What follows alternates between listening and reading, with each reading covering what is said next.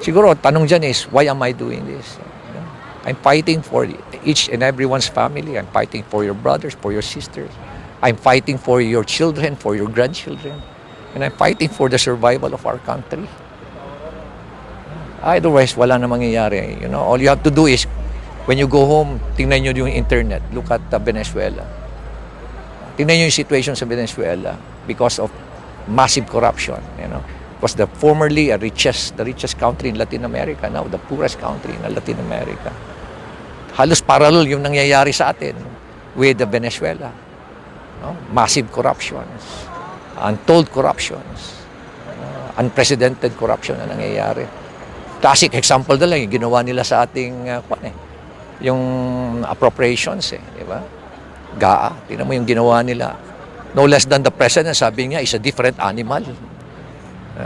Saan ka nakakita ng ganun na kukunting tao lang? Mga lawmakers lang, sila lang nag-usas para binago yung buong bicameral, yung NEP. At kita mo yung mga nilagay na mga pondo doon obviously election fund ang ginawa doon sa GAA 2025. Hindi na sila nahiya. Ang kakapal ng mga mukha nila. Ang dami-dami na nga nilang ninakaw tuloy-tuloy pa rin yung pagnanakaw nila.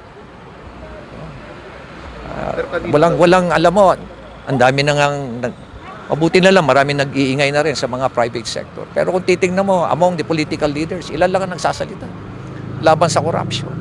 Among the senators, sino lang nagsasalita laban sa corruption? Sa congressman, kukunti lang nagsasalita sa corruption. I can only name a few. Katulad dyan, si Congressman Marcoleta, nagsasalita. Si Congressman Brother Eddie Villanueva, nagsasalita. Sa mga governors, I still have to hear. Sa mga mayors, ilan lang kami nagsasalita. Ako, si Vico, si Mayor Vico Soto at si Mayor Crisal Lagman. Nandyan din si Mayor Arnaldo na nagsasalita about corruption.